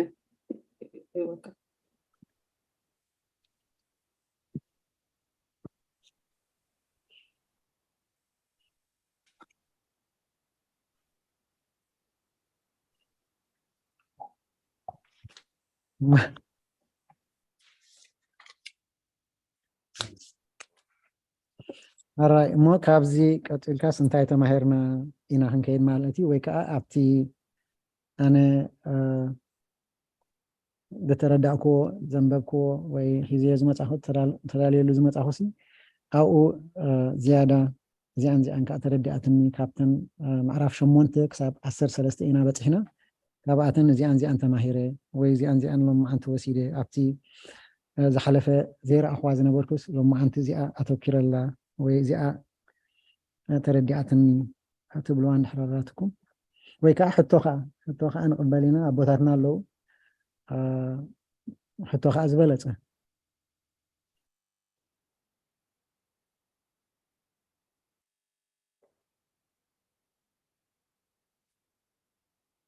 من البات تزارب خيتهلو أي سمعكم نير اللهم كساب انتاي كابت تمهرنا يو دمسوسي مستا أبيك أشوانس دمسا نتا مزمور كدا زي ملكتب أولوس نا فيليبي معرف سلسته قصر 10 أحواتي نعيم سلو كنت نحنا أرأيا زغناكم أب توم كومو إلم زمالالسو أستبغلو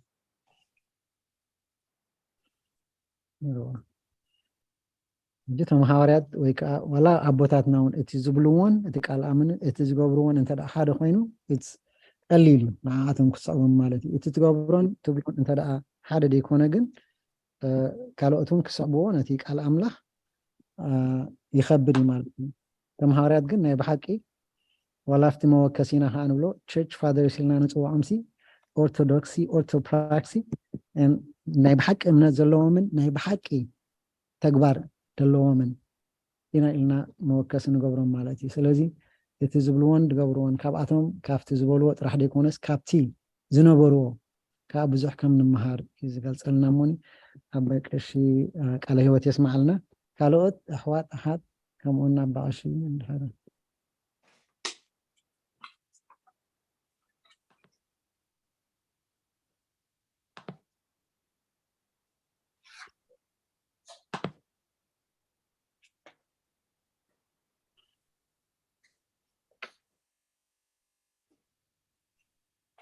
دحر حتى يبلكم جن ولا أنا خات الدهان هذا يدو سبح فابيل له إلتا اوكي ምናልባት ተገሊፅ ኣይትኸውን ግን ክበረሃለይ ስለ ዝደለኹ ብልሕጂ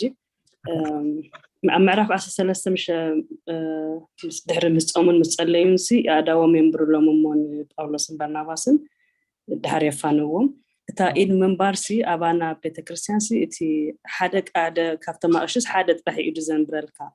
ተኻላይ ቀሺ ተለኻ መስቀል የሳልመካ ሙስ ክትበረሃለይ ደልየ ስለምንታይ ያኹም ገርም ሓደ ቀሺ መስቀል የሳልመካ ካልኦት ካህናት ከዓ ኢዶም የሳልሙካ ሓደ ካብቶም ኣቅሽቲ ሓደ ጥራሕ ኢዱ ዘንብረልካ ርእስኻ ወይ ኣብ ግንባርካ ካልእ ቀሺ ክልተ ሰለስተ ቀሺ ተሎም ግን እቶም ካልኦት ግን መስቀል እዮም ዘሳልሙካ እምበር ኢዶም ኣየንብሩልካን ኣባና ኣትሊስት ኣብ ዝሪኦ ማለት እዩ ኣብ ናይ ሰንበት ማለት ክዲኺ ኣብ ሰንበት ደሃን እቶም ኣቦታት ምሉእ ሰንበት ተደኣ ኮይና እቲ እንታይ ትበሃል እቶም ኣቦ ማለት እዩ እቶም ስግኡን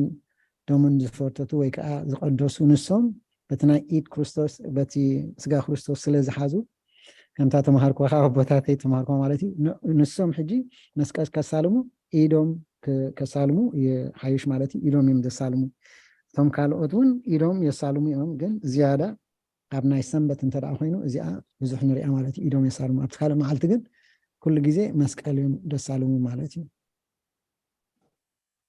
ኣቦታት ስለ ዘለዎ ከዓ ድሓን ኣነ መታን ክመሃር ኢለ ኢኻ ቅድም ከም ኣይልያ እሞ ጌጋ እንተኮይና መታን ክእርሙኒ ኣበቀሺ ዮሃንስ ኣበቀሺ ወለት ንስኣይ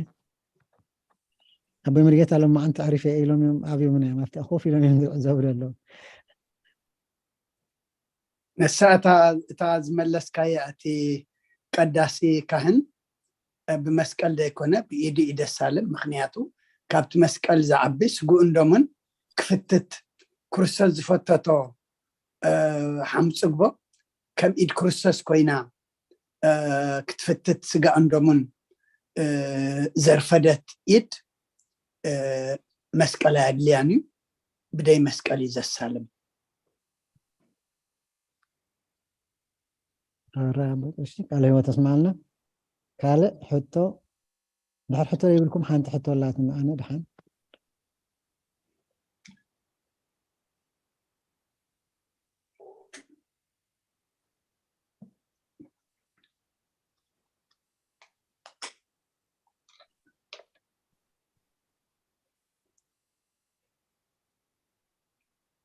ኣይፎን ትብል ዘላ መማሳርያ መስለኒ ኣይፎን ጎሄድ ኢድኪ ሓፍ ኣቢልክ ኣለኺ ሓራይ ኣነ መምህር ተኽሎ ኣፍሮይኒ ኦኬ ኣነ ሕቶ ደይኮነሲ ካብዚ እንታይ ተማሂርኩም ስለ ዝበልካስ ንዓኣ ኢለ ሓራይ ፅቡቅ ሞ ኣነ ተማሃርኩ ካብዛ ግብረ ሃዋርያት እቲ ተፃሕፈ ዝኾነ ኩሉ ዘይኮነስ እቲ ንእግዚኣብሄር ብሃዋርያት ኣብ መፅሓፍ ቅዱስ ዝሃበና ትምህርቲ ብሓፂር ትገልፆ ስለዝኾነት እንደገና ከዓ መርገፂ እምነት ናይ ቅድስቲ ፅሑፍ ናይ ኣምላኽ ከም ስላሴ ኣቦን ወድን መንፈስ ቅዱስን ጌራ ስለዝገለፆ ተስለስነቱ ኣምላኽ ስለዝገለፀ እሱ ተማሂረ ማለት እዩ ብኢዶም ከም ፊልጶስ ከም ዝበልካዮ ሓይሊ ናይ መንፈስ ቅዱስ ረኺቡ ብሽም ኣብን ወልድን መንፈስ ቅዱስ እንዳጠመቐ ንብዙሓት ሰማርያታት ከም ዝኣመኑስ ብዙሕ ኣብዚኣ ተማሂረ ንዓ ክገልፅ ኢለ ሓራይ ተስማዕና ታንኪዩ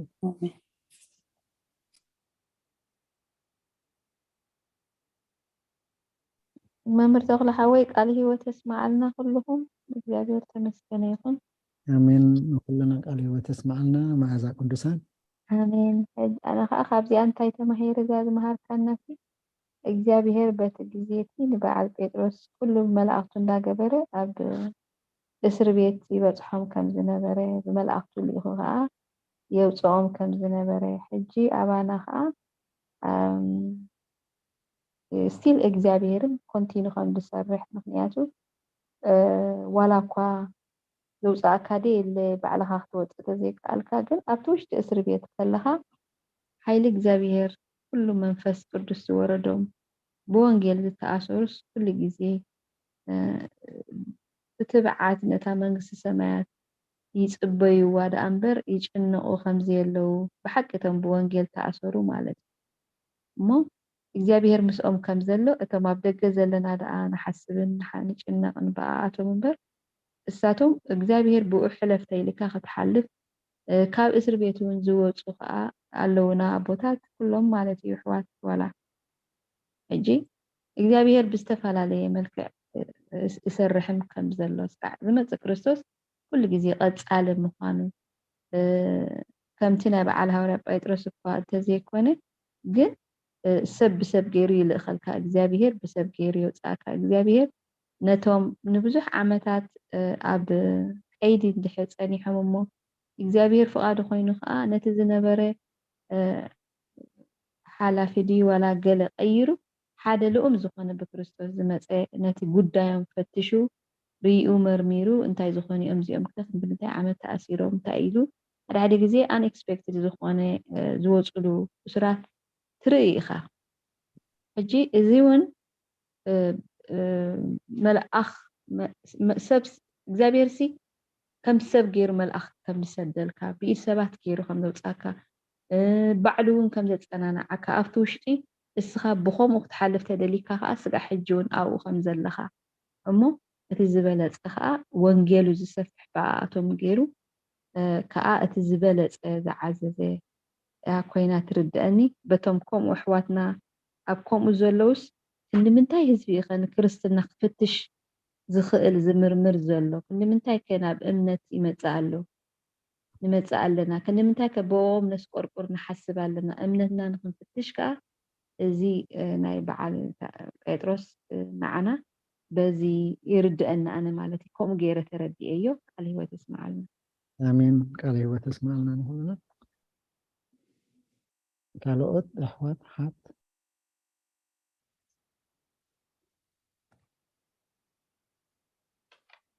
ማማ ሳራ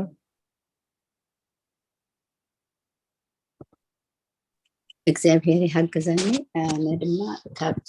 ሓይሊ ጸሎት ርኤ ንጴጥሮስ ኣብ እስር ቤት ምስ ኣተወ ጸሎት ተኣኪቦም ጾም ጸሎት ገይሮምሉ እቲ ሓይሊ ጸሎት ድማ ሓጊዝዎ ኣምላኽ መላእክቲ ሰዲዱስ ኣውፅይዎ ማለት እዩ ስለዚ ተኣኪብና ንሕና ድማ ተጸሊናስ መልሲ ንረክብ ተስፋ ንክገብር حكيزون الراي على هو تسمع لنا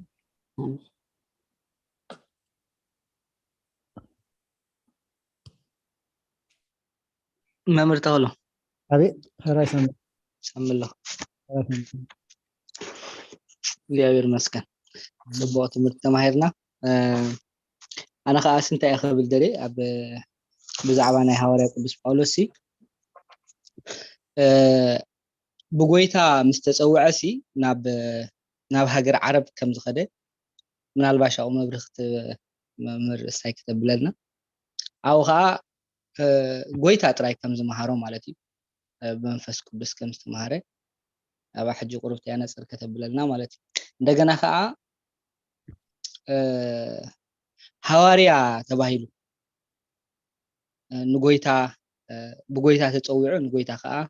ካኡ ተማሂሩ ሕጂ ኣብዚ እዋን እዚ ከዓ ሐዋርያ ዝበሃል ንሰምዒና ማለት እዩ ጅምሱ ቁርብት ያነጻጽር ከተብለልና ማለት እዩ ብኸመይ ክራይቴሪያ ሐዋርያ ዝበሃል ወይ ቀደም ሐዋርያት ይበሃሉ ነይሮም ካልእ ከዓ ናይ ኣብዚ ቀረበ እዋን ጽቡቅ ስታይ ዝረኣኹዋሲ ንባርነባስ ሓደ ሓውና ኣጋጣሚ ሼር ገብረና ከሎ ባርነባስ እንታይ ዓይነት ጽቡቅ ውህበት ከም ዝነበረ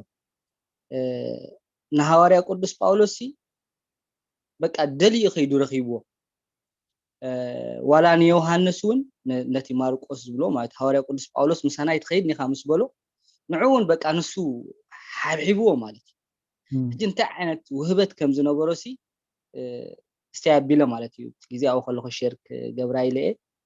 ምናልባት እንተ ተጋገ ወዲ ምጽናዕ ይበሃል ይመስለኒ ኣብዚ ኣቆረብተይ ኣብረህ ከተብለልና هراي قال هو تسمع لنا سمير حونا أبي كشي ألو أبي نبكش كوبا ميزان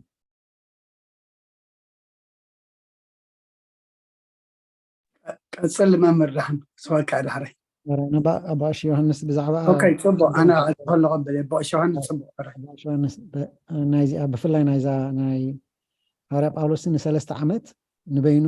በጎይታና መድኃኒና ኢየሱስ ክርስቶስ ከም ዝተማሃረ ምናልባት ኣብ ኣቁርብተይ ድሕሪ ሓበሬታ ኣላትኩም ኣነ እኳ ኣይ ንዓ ክምልስ ኣይተዳለኹን ካልኦት ክምልስዋ ዝኽእሉ ኣሕዋት دهان كاب فرق كيرنا نملسا ساميل حونا يس تماهير يوجن I think أبتمت دللا من البات ويا بمرجيتا أبزات فائدة منا بمرجيتا بما اليوم من لما أنت بقى أبي من وأما تديك علنا يا خبر لما نتمت دللا له نتمت سيال لهم من بل لما قشانو نعبال بمرجيتا نتمس دلايلون بقى أنا 3 ዓመት እዚኣ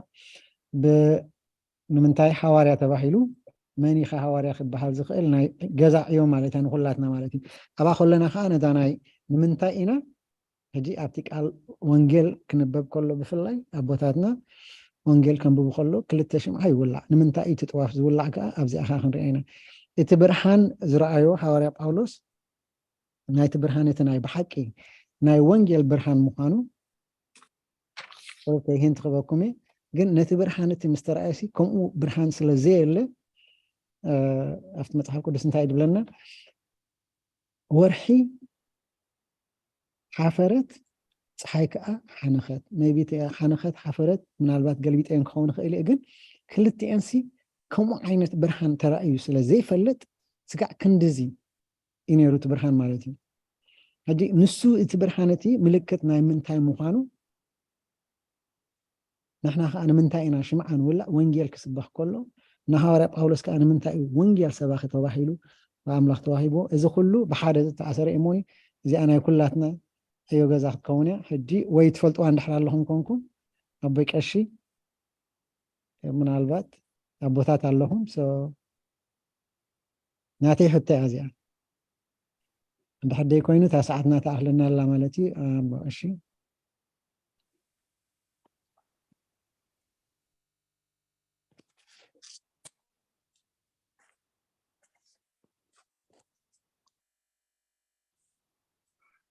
أنا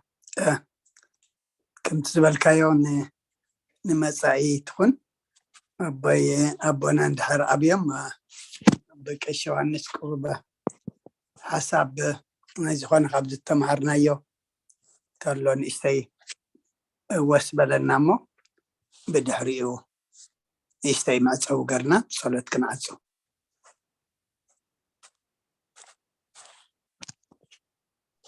تحنا باشي بعلهم سماريز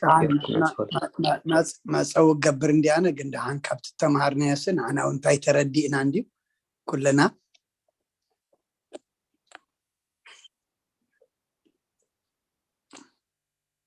هرايشي فاتكم خن تخلى مريم بالسفي حقيرو سلازرد أنا بحصيري أنا كزارب مالتي كمزي كن مهارو زقننا اتي قبر حواريات لك اتهم حواريات زنبرو هيوت أملاح كما يجيرو تناتهم هيوت يسرح نيرو لوكاس كتصحفو خلو نتي ملأختسي وانجيل لصحف كم زنبرو ونايفلط نيرو بقى دوكومنتري زقبرو نيرو كل نتي كاب حدا 7 سلسة دلو بيتروس زقبرو تخاو كساب 28 دلو خاب باولوس زقبرو انتاي قبرو لو نابي كيدوم اتناتهم تاريخ صحف الله نبلا جن እግዚአብሔር አምላኽ ነቲ ሰብ ዝጽሐፎ ጽሑፍ መንፈሱ መሊእዎ ከም ዝሕጂ ንሪኦ ዘለና ንሕና መንፈስ አምላኽ ንቐበለሉን በቃ እቲ ቀንዲ ናይ ቤተ ክርስቲያን መሰረት ሕጊ ካብ ናይ ሐዋርያት እዚ ኣካይዳ ናይ ሃዋርያት እዩ ንቤተ ክርስቲያን ሕጋ ደንቀሳቐሳ ዘሎ ንዑ መሲላ ክትከይድ ከዓ ነዚ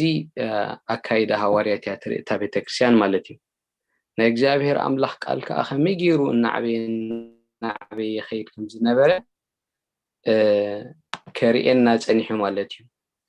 ክልተ ዓበይቲ ክፍልታት ካብ 1 ክሳብ 12 ጴጥሮስ ኣብ ጁሽ ኣብ ኣይሁዳውያን ከም ዝሰበኸ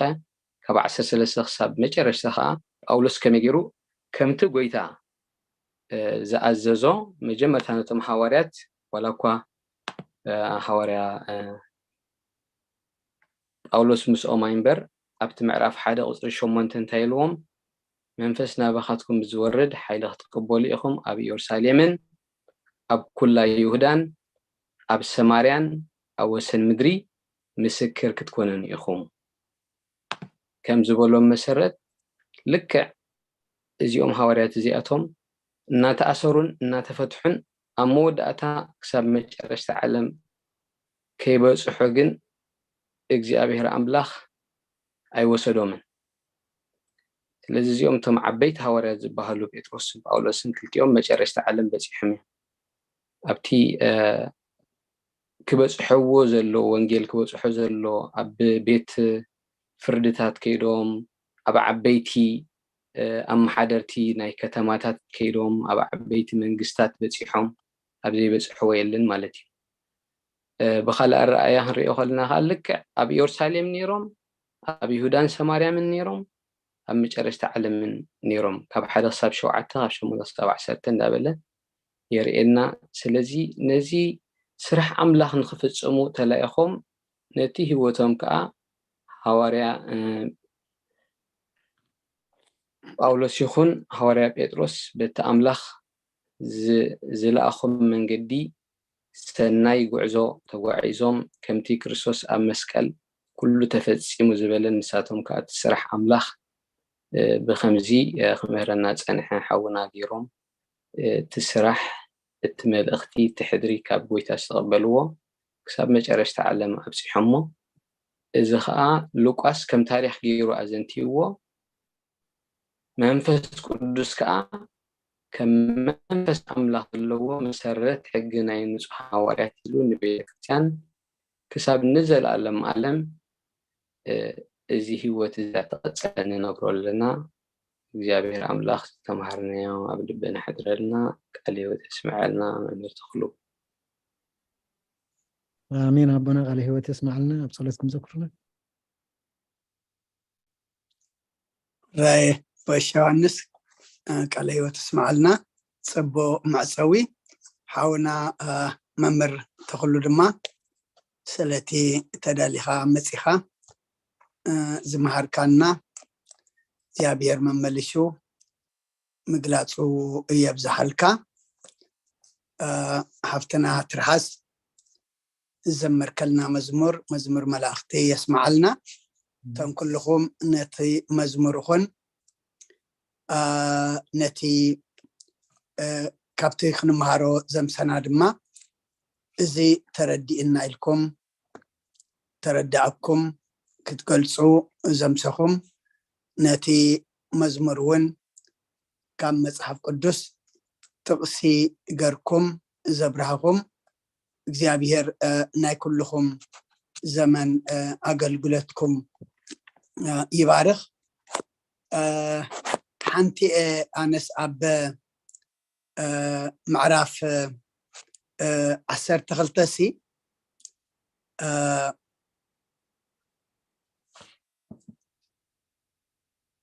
እቲ ዘይንኽእሎ እግዚአብሔር ከም ዘሳግረና እግዚአብሔር ድማ ከም ዝሓልፎ እግዚአብሔር ይሕሊፉ ንኽፉእ ነገር ከም ዘይህበና ሐዋርያ ጴጥሮስ ኣብ መንጎ ክልተ ዓቀይቲ ተኣሲሩ ምዕራፍ 12 ዝርኢ ዘለኹ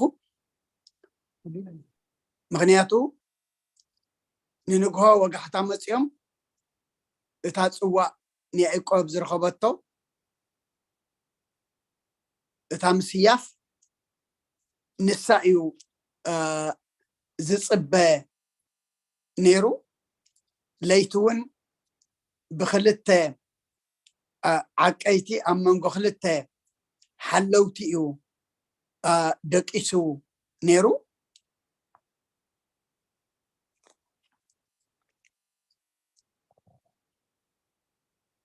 دحر اتي ملاخ زيابير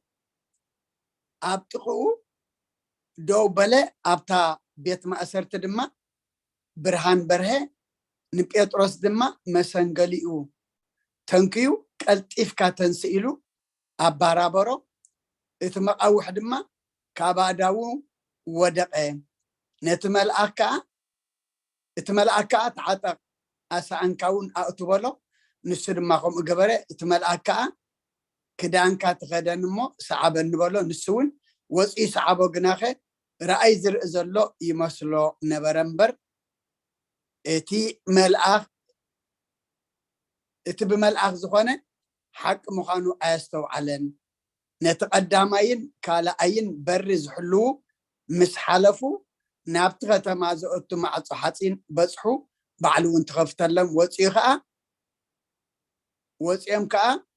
حدا عداباي مس حلفو شعوت ملأخ كابو تصوره انت ايه كرئي دليل نتمقوح بعلو خفتحو اي كإلنيو نتبري مع صحاتين نتقدما يخون نتخالى اي يخون هوريا بيتروس بعلو كفتو اي كإلنيو اتزي يخولو اكزي ابيهر ملأخو لإخو ني هوريا بيتروس رديئو حقيزو دحرقن تصويرو حجي نابتي اندا مريم زلوو خيدغن هوريا بيتروس حاجه زي دلين مالتيو تايكبل دليه نحنا زي نخلو عب نجر اجزي ابيهر اخيلو اجزي ابيهر دما بعلو ملأكو ليخدو يساغرنا اتنخلو اتخون قبرز قبعنا دماني كنقبر كمزلنا نتزي خلو نتمقح مفتاحهن مع صبيت مأسرتي مخفاتهن بملأخ زي ابيهر تحجز تخفيتلو بدحريقن كقبرز خيل سلازخونه تملأكا وتصويرو نابتتهم بصعتو سلئت لمن زلا محبر كيدو دما هاريا بيتروس كمزي كحكحي امو نحنا كنقبرو نخيل زقبعنا كنقبر كمزلونا نتزي نخلو زخبدنا دما اكزي ابيهر دما كم زقللنا نتزي نخلو دما كم زساقرنا كرئي داليمو سلخلو اكزي ابيهر املاخنا مسقانا يبصحيو نبيتروس كم مقح كبيت مأسرتي اوصيو زساقره نعنا دما اكزي ابيهر كابزا بزح مأسرتي زلوا علم دما ملأخو لإخو كساقرنا ناتو فقادي خنالنا دقيمة حونا ممرتغلو علي وتسمع لنا كلكم دما حابيركم أبز قلقل الزمسكم زيابير زمنا قلقلتكم يبارخ بك الشوانس تا مستوقع بأنت سلام اندحر اللي اعتكا تبسيح خالنا صبو إيش حرايم باشي مرة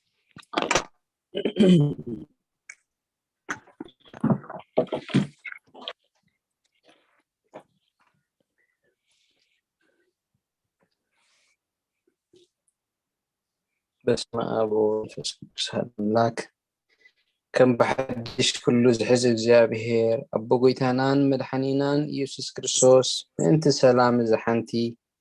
لعل كل زخنت قدس بيت كريستيان اللي من اللنا أبلع لهزبن مؤمنان وزح سلام زهب نخلو سلام سلطان زلو እግዚአብሔር أملاخنايو ما أنت سلام تسأليو بسمايات نبر ربنا اسمك قدس خاتمسا كم سماي يخون أنا مهبنا عنا نزبدلنا بدلنا كم حدقنا رن بدلنا عشان تدكلنا كوفاد حنا نمبر فتنايت تونا انجستين حايلن كبرن امين از እግዚአብሔር لمنا كان مالده كان لنا بسلام سلام هبنا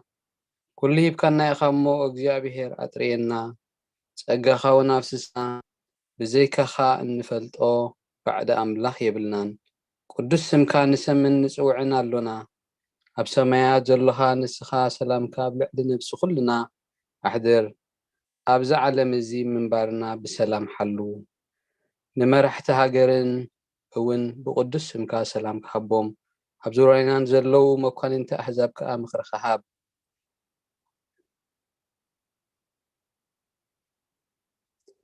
أب مئتاونان موتعنان نزلو قروابتنان ون بسلام حلوهم ودئن بقنعن بهيوت كنبر بكل سنة يملخو دما نعخان እግዚአብሔር بمفرح بهياونت كنبر بكريستوس مسؤون مس منفس قدسن مسغانان صنعاتن بوزلكالو من كل ساعة نزل على معلم امين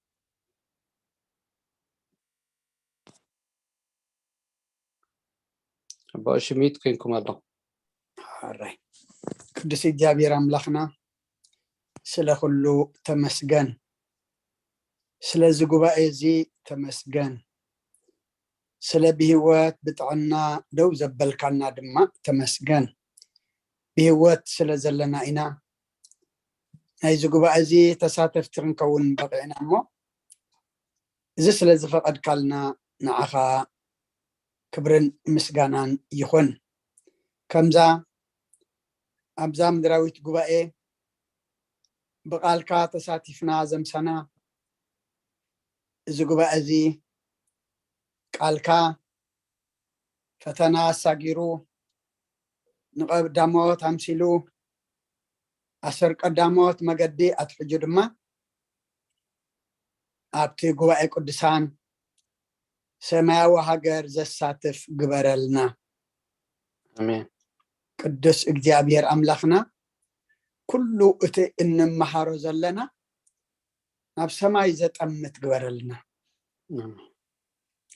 نعاخا سماوي أملاخ أفليتو النهار فون ندلي كل دما سماوي هاجر كون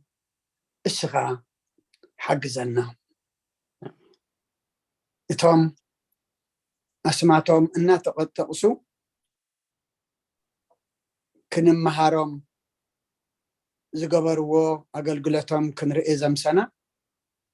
نعاتاتهم تختلتي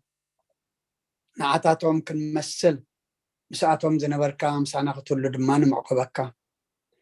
نعلم سلام نزازلنا اي هاجر سلام لهاجرنا نزبنا غرابتنا منغنا سلام هبنا اذا ترخيب زلو چرا سلام دما فصم سلام غبرلنا نايسب زي كنا ناتكا سلام كونلنا نايسب مشت زريبو نغوز فرسي ناتكا سلام غنا نباري امو ناتكا سلام يخونلنا ناتكا سلام يخونلنا نتتبنا سلام دما نمحازو مستير كان طب كان غلصلنا قدس እግዚአብሔር أملاخنا بحمام زلو فوسلنا بحزن زلو صنعنا علنا تጨنقم زلو ولم طميم زلو نسعيم سقاب نفس تأثر فتحيم فحزب لا أكبهم وفروا دحنية والناس قشوا دحن ملسلنا كلهم وليدنا نعبيهم زلنا بارخلنا نأخذ بونك برلنا سلام زو علكنا نمسكنك سلام كتحضرنا دمان لمنك بنادينا قدس رنقل مريم ملادنت ناي ملاعب ترادانت ناي نبياتنا ورياتنا صادقان سمايتاتنا صلوات هاي تفلينا نتم كلهم أبزي قبائزي حبير من أعظم سيد ما إجابير أملخنا يواتهم حلو جزيء بارخ سمعت نبر ربنا سمكا يقدس نبسات مسحان أركام تاب سمايكم دمام دريخون على تنجرنا بمهابنا حنا نزودلنا بدلنكم زحرقنا لهم بدلنا أنسانا دقلنا كفاد احنا نبرا فتنا يتتولنا قسنا حيلين كبر نزل علمنات كإما أمين وزيت يا مريم بناي قدس جبريل ملا سلام لك حلنا غدن قلي خيب سقاخون دنقلي اللي جابير صبات قويتا سراوي سلام لك الله سخكان سبرختي خي فركرسكم دخي وملت تصقا جابير مساخي وفست دسولكي حتياتنا خسرينا نفت ودخي يسكرسس من تانا مهرت لمن لنا امين افتح ويشرك جنام لك المدان يسكرسس كان لك كان سريات يدم ساسي ابس ولدو لبرك ساتي بران انتم اويه كانت وير يكون ترون سارغو سنه بس مكم فتانون تصانه يرسيانس كلوان سمعت زيو مهار النكرسس مال 10 تغلته زيو مهار النكسو زيو مهار النكسو زيو مهار النكسو زيو مهار النكسو زيو مهار النكسو زيو مهار النكسو زيو مهار النكسو زيو مهار النكسو زيو مهار النكسو زيو مهار النكسو زيو مهار النكسو زيو مهار النكسو صقون عابيك أسيس بصلتك قدس إذا حلفك محرنا بزمت سخاق حلونا من تجزئتنا مريم محرنا كريستوس بنتجتنا مريم مهار النكسوس بنتجتنا مريم مهار النكسوس بنتجتنا مريم مهار النكسوس بنتجتنا مريم مهار النكسوس بنتجتنا مريم مهار النكسوس بنتجتنا مريم مهار النكسوس بنتجتنا مريم مهار النكسوس بنتجتنا مريم مهار النكسوس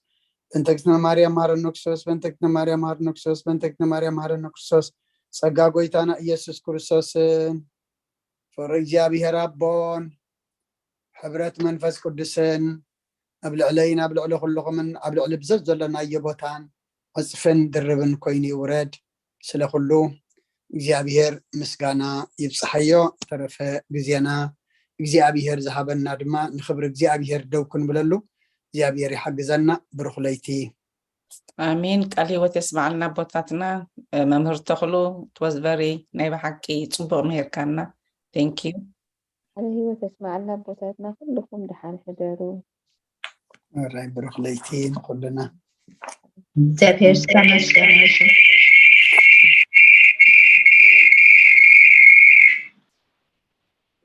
እግዚአብሔር ተመስገን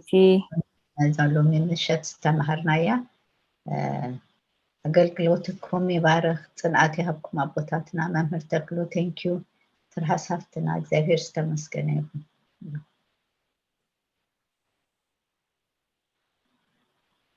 ቃል ህይወት ተስማዓልና ብሩኽ ለይቲ ቃል ህይወት ተስማዓልና